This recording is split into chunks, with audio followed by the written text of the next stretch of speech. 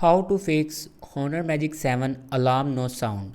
So let's start the video. First of all, open clock and then click on alarm and then click on alarm.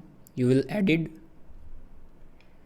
and here you can see the option sound. Now click on it. Now here you can turn off your silence alarm. Now here you can select any sound of your alarm. After that, go back and then click on save and open settings.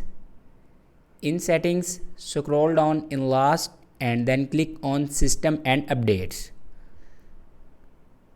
Now click on software update. Now here you can check your latest version will be updated or not. If it doesn't update the latest version, then update it to latest version. After that, your problem will be fixed. Thanks for watching this video.